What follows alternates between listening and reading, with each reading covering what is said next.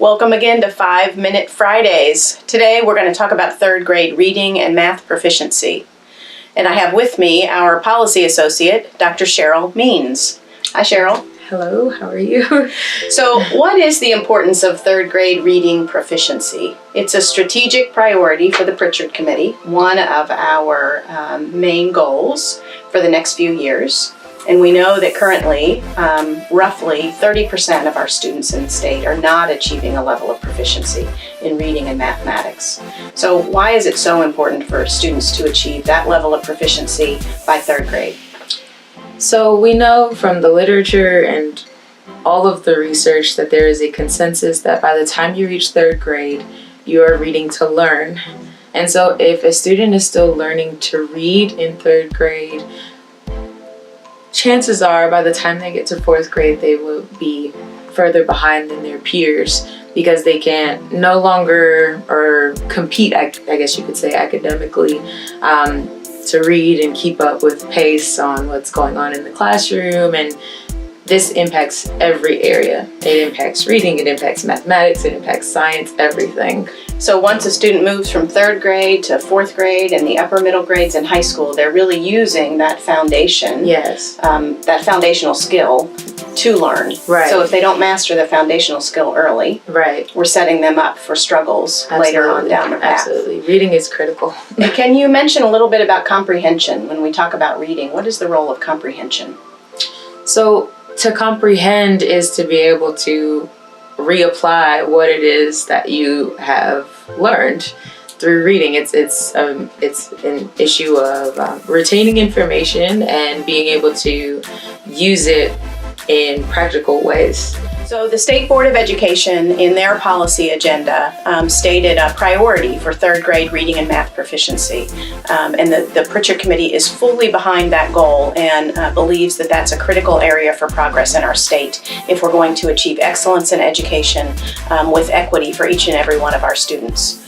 Included in the State Board's policy agenda is a mention of retention. So retaining students in third grade if they haven't achieved a level of proficiency.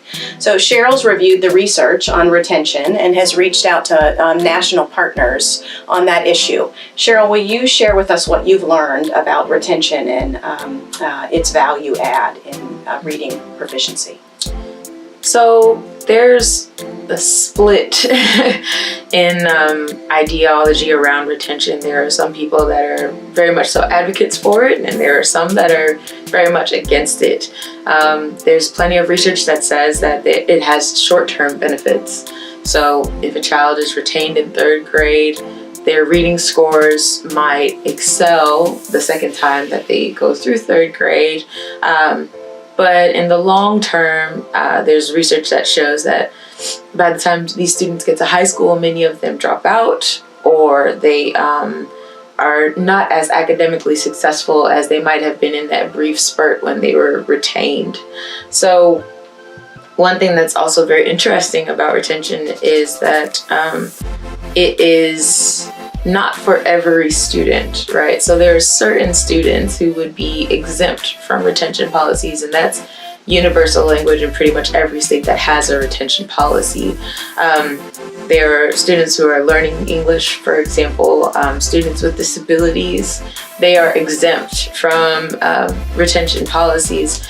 And so we do see that there are conditions, right, to retention, but at the end of the day, retention itself, there are no true proven benefits in universal language and universal, like consensus-wise across the research that says that retention is the way to go to improve upon student learning. And how about intervention in kindergarten through third grade, remediation? What role do those sorts of strategies play? Extra reading hours have always yielded benefits, in every bit of the research that I've read. there are also volunteer programs that exist, even in the state of Kentucky, but that I've read about as well, where you get community involvement as well to encourage students and families to place an emphasis on reading. And how about rich curriculum and culturally sensitive curriculum? I think that those also absolutely benefit when you are able to speak to the culture, things that students are accustomed to. They have a vested interest in that because it's where they're from and that's what it represents them well. So, and they naturally have references, right? Exposure that they can connect to, which increases comprehension, which makes the actual process of learning, of reading, much more valuable. Absolutely. And it sticks. Right. Great. Cheryl, thank you. Yes. So Cheryl is doing a lot of our work on third grade reading and math proficiency, developing the Pritchard Committee's understanding of the research, translating that research for a lay audience, and we will continue to do that. You can watch our blogs, our ed blog at pritchardcommittee.org, and our website for additional information on third grade reading and math proficiency.